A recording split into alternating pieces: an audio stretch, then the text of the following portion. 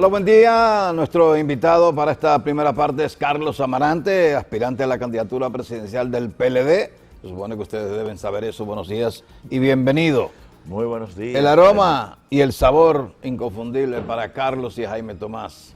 Mientras cafecito. llega Tony, sí, el cafecito, en lo que llega Tony. Muchas gracias. Gracias, dama.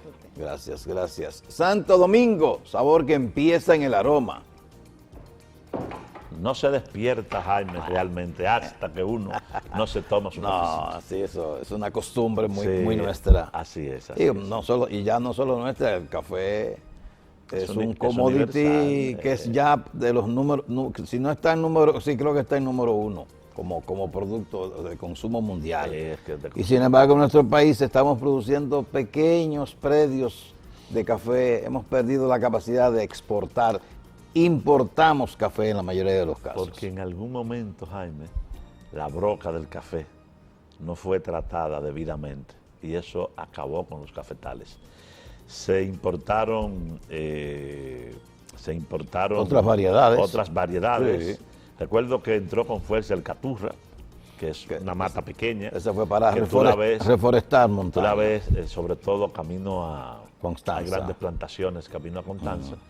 Y bueno, se está en ese proceso de rescate de los cafetales. Y en Villatrina, de su provincia, Villatrina fue una zona históricamente cafetalera. Pero la crisis, evidentemente, que le afectó mucho en aquellos años. Tenemos una asociación de caficultores allá y han estado, en medio de las dificultades, ellos han estado avanzando para retomar un cultivo, un rubro que es consustancial a nuestra provincia, sobre todo en esa área de Villatrina. Si usted alcanza la presidencia, ¿usted le pondría atención en el sector agrícola al café, a la caña? Jaime, tú me das un segundo primero para... Yo quiero hacer una exhortación. Hágalo. Hoy inicia el año escolar aquí en Santiago. Sí, señor. Y yo bueno, quiero... el año escolar inicia en el país entero, pero la ceremonia es aquí. Sí, la ceremonia que es acá con el señor presidente de la República. Y yo quiero pues aprovechar el día de hoy para exhortar a los maestros, maestras, a los alumnos, a los padres, a los tutores de nuestros niños y de nuestras niñas a que aprovechemos el tiempo, como decía Juan Pablo Duarte. La educación dominicana está en medio de un proceso de cambios y esos cambios hay que profundizarlo.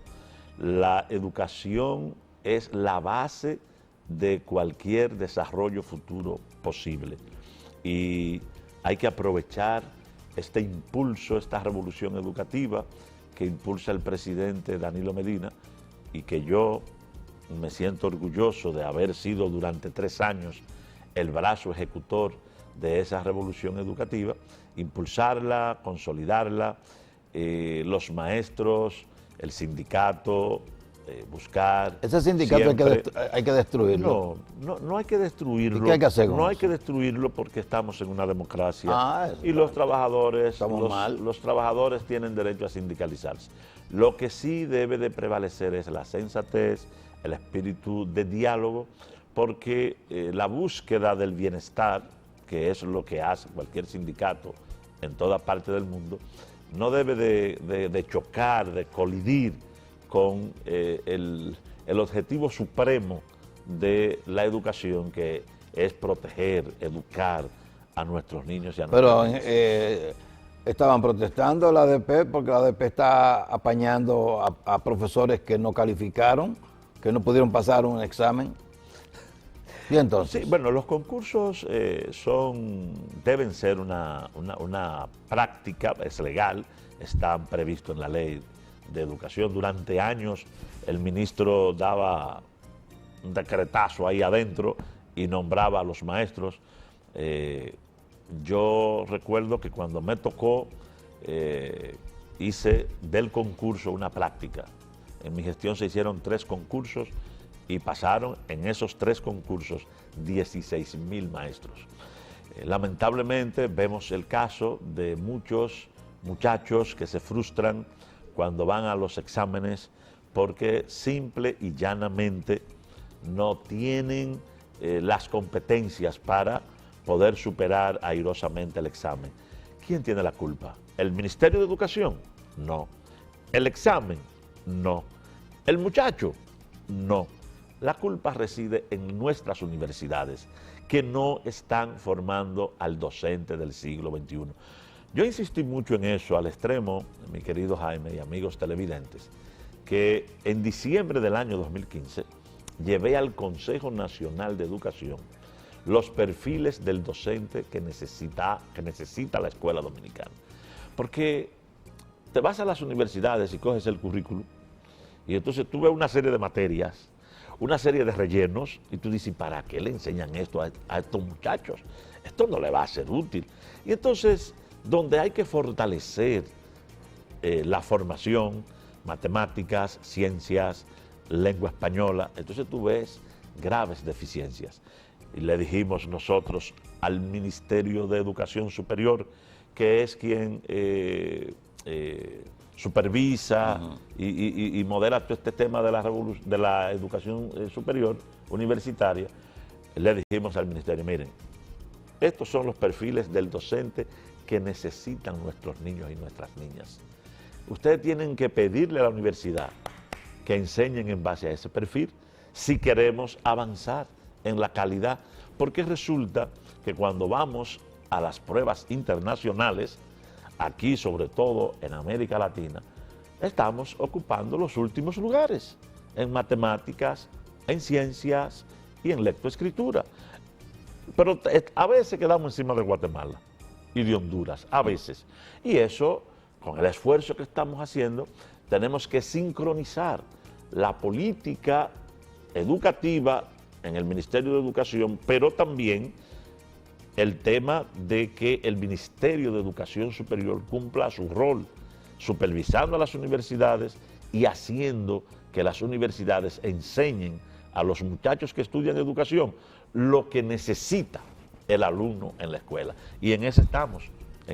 Yo espero que podamos avanzar en esto porque es fundamental, Jaime. De lo contrario, vamos a seguir viendo que los muchachos van a examinarse y si no pueden pasar el examen, Jaime, entonces eso quiere decir que la universidad ha sido un fiasco, que la universidad los ha engañado a los muchachos porque no le ha enseñado lo indispensable para entrar con cierto mínimo de calidad a un aula a educar a nuestros hijos, porque a nuestros hijos, nuestros niños y nuestras niñas, no lo puede educar cualquiera.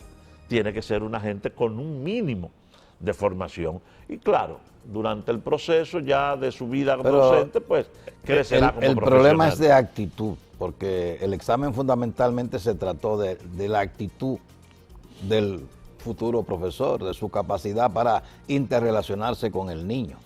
Bueno, porque son varias... No fue falta de conocimiento. No, son varias pruebas, pero recuérdate que la universidad tiene que entender que la formación de un futuro docente no es igual que formar un abogado, ni es igual que formar un agrónomo. Es a trabajar con niños. Claro. Entonces, todo eso requiere una preparación especial, claro, sobre todo en todo esto que tiene que ver con cierto dominio de la psicología del niño y de la niña. Porque tú no es igual que tú entres a un curso por primera vez, imagínate tú saliste con el título de licenciado en educación y entonces tú entras a un curso y te topas ahí con muchachos de 16, de 14 años, que cuando tú entras y te topas con niños de 6, 7, claro, 8, 9 años. No eso requiere todavía una preparación más especializada. Y en eso es que nosotros insistimos con las universidades. Más que preparación, vocación. Claro, vocación. Claro. Entonces, yo quiero aprovechar hoy desde aquí, desde Santiago, desde este cafecito, Jaime, para exhortar a la convivencia, para exhortar a los padres a que entiendan que ellos son parte importante de ese proceso educativo, de esa comunidad educativa que hoy arranca de nuevo aquí en Santiago y en todo el país. Vamos a los mensajes, estamos en el cafecito de hoy.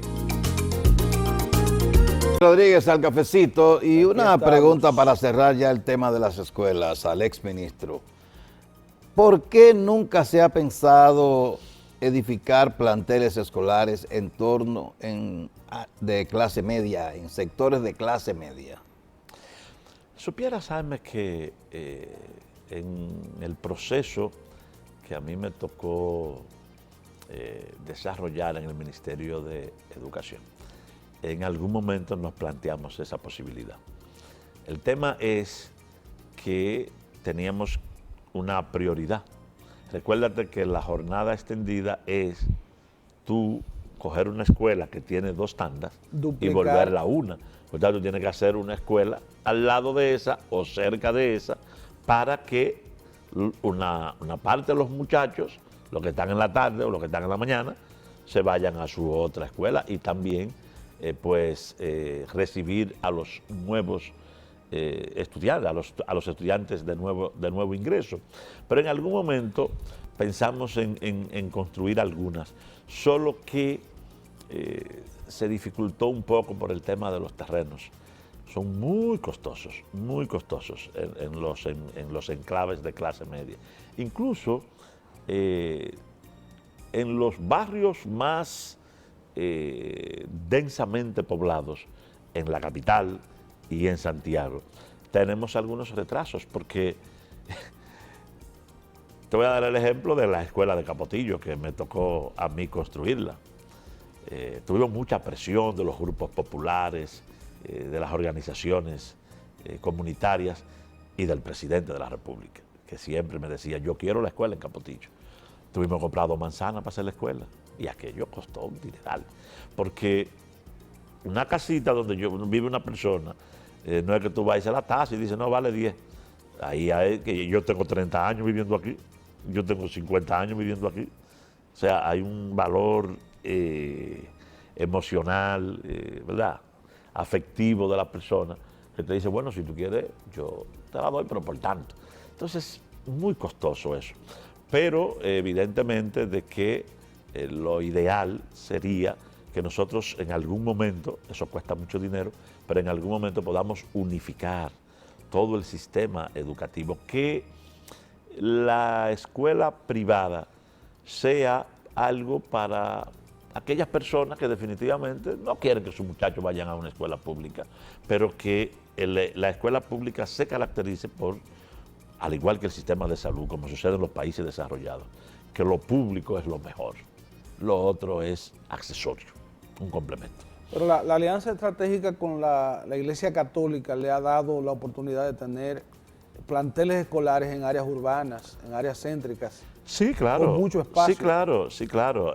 Por ejemplo, yo firmé un acuerdo con la Conferencia del Episcopado, mediante la cual los centros educativos de la Iglesia pasaban a formar parte de la jornada escolar extendida.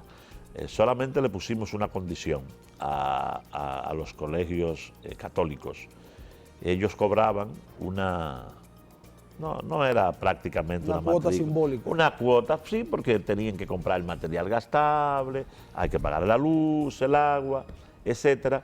Y entonces en el acuerdo nosotros asumimos todos los gastos administrativos de las escuelas católicas que pasaron a formar parte del sistema, y ellos en cambio pues sencillamente no dejaron de cobrar, porque nosotros suministrábamos el material gastable, pagábamos los maestros, luz, agua, etcétera, etcétera. Entonces se avanzó, pero todavía, vuelvo y te repito, la jornada escolar extendida no se ha podido ampliar al 100%, porque sobre todo en la capital y en algunos barrios de Santiago, tú tendrías que, la escuela te va a salir súper carísima, porque la tierra es costosa, son muchas las viviendas. Mira, ¿tú sabes cuánto costó hacer la escuela de Capotillo? Que fue la única que hicimos porque el presupuesto se nos iba a ir comprando comprando tierra. La escuela de Capotillo, si yo mal no recuerdo, si no me falla la memoria, el terreno que compramos, las mejoras que compramos, creo que costaron como 208, 209, creo, millones de pesos. La escuela cuesta 30, 70. O sea, 3 veces lo que cuesta la escuela para el terreno. Entonces, eso no es financieramente sustentable para el ministerio.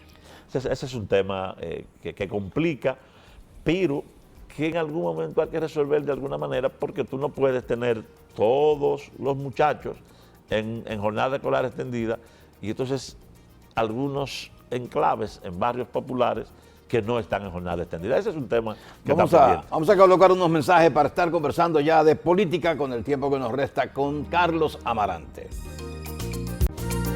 Vamos arriba, las posibilidades de Carlos Amarante para ser escogido el candidato del PLD el 6 de octubre. Vamos arriba, vamos a materia. Al mambo. Vamos al mambo.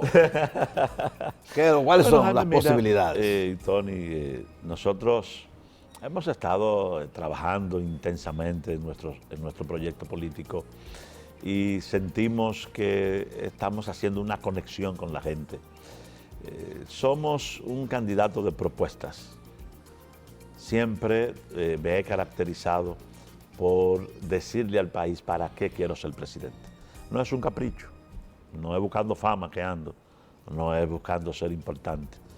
Yo tengo una visión de país que la he estado compartiendo, que he estado llevando ese mensaje por todo el territorio. Me he reunido con comerciantes, con empresarios de zona franca, con productores agropecuarios, con grupos de pastores, he visitado sacerdotes, obispos, he estado en los medios de comunicación diciéndole a la República Dominicana cómo Carlos Amarante ve el país y para qué quiere dirigirlo. Y he dicho, Jaime, que tengo una propuesta para transformar a la República Dominicana y que ésta dé el salto definitivo hacia convertirse en una nación desarrollada. Tenemos todavía muchas falencias, tenemos todavía muchas desigualdades, muchas tareas pendientes, a pesar de que hemos estado avanzando.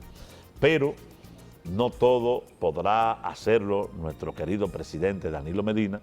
Yo siento que él ha contribuido a crear esa infraestructura sobre la cual debe de levantarse el edificio del desarrollo nacional. Aquí tenemos, Jaime, aún 2,5 millones de pobres. Aquí tenemos un problema con los salarios. Los salarios, 2,5 millones de pobres. De pobres. Los salarios, y los menos que pobres. Los salarios aquí no son buenos salarios en términos de poder adquisitivo. Aquí siempre ha habido un problema con el tema salarial y ha habido cierta reticencia a los aumentos salariales. Tenemos déficit en nuestro sistema de salud. Aquí la República Dominicana ahora, bueno, el presidente agarró los principales 56 hospitales del país, se metió el gobierno en un proceso de remodelación, ya ha entregado 42 o 43, quedan unos 12 o 13 por entregar, pero lo cierto es que ese sistema de salud universal para todos y para todas, con calidad, aún está por lograr. Y yo, Carlos Amarante, tengo una propuesta para la salud. Mira, lo peor, que a propósito, en la pausa estábamos hablando aquí de dietas y esas cosas, porque todo eso tiene que ver con la salud. Yo quiero que vayamos hacia un sistema de salud preventivo, que podamos prevenir las enfermedades. Aquí muchas personas se convierten en diabéticos, hipertensos, no se detectan cánceres, como por ejemplo de mama, de ovarios, de colon, de próstata, porque no se detectan a tiempo. ¿Tú sabes por qué no se detectan? Porque no tenemos un buen sistema de medicina familiar y no funciona aún el sistema de atención primaria, donde tú puedas hacer esos diagnósticos tempranos y evitar que una familia de clase media prácticamente se va a la quiebra, se va a la ruina con una enfermedad catastrófica solamente porque no tenemos un buen sistema preventivo. Amarante tiene propuesta para eso. Amarante, ya hablamos de la educación. Amarante, y como tú no me tenemos dijiste- tiempo. Tú me dijiste el sobre la PLD, agropecuaria el PLD y el está café. complicado para eso. ¿El? El PLD. El PLD. Hay un camino hacia la división. El PLD, si yo vengo Está aquí, inconsistente en si lo que vengo aquí quiere. en esta mañana y te digo que todo es color de rosa, el amigo televidente, la amiga televidente se va a reír a carcajadas, porque dirá que yo estoy tratando de tapar el sol con un dedo. Tenemos problemas. Y yo preveo que de aquí al 6 de octubre se van a intensificar, porque la lucha por una candidatura presidencial es la lucha por el poder. Pero ¿cuál es la fecha límite, el tope para ustedes los 6? Bueno, nosotros tenemos una reunión pendiente, porque hace 2 semanas que no nos reunimos, los precandidatos. Entonces, en algún momento, creo que nos veremos esta semana. ¿Y las encuestas están circulando? ¿Se están haciendo? No, porque tenemos que ponernos de acuerdo. Es ¿Y que no se han puesto de acuerdo? ellos nos no hemos- saben si son 6 o son 7. Nos hemos puesto de acuerdo, con las firmas. Alguien quedó encargado de buscar la información y esta semana, porque esa medición se va a hacer en los Es una sola medición que se va a hacer, porque eran 3 originalmente, supuestamente, con 3 empresas. Deben ser 3 para el que gane 2. Exacto. Y entonces, ¿cuál es la fecha tope? No, la idea es medir el 30, 1, 2, y ya el 4, el 5 tenemos los resultados. Pero cuando tiene usted tiene que estar inscrito ya ante la Junta. No, ya nosotros somos precandidatos todos. Ajá. Somos precandidatos, eso fue lo que hicimos el Bueno, sábado. lo que van a hacer es retirarse, los que queden por Pero debajo. eso es lo que hemos conversado, pero que todavía no hemos concretado o concretizado. Estamos en ese proceso. Bueno, no tenemos más tiempo, agradecemos a Carlos Amarante, o Amarante, ahora es Amarante nada más, su nombre artístico ahora es Amarante. Adiós Carlos y adiós Barrete. Amarante. Gracias Amarante por estar aquí. Vamos a los mensajes.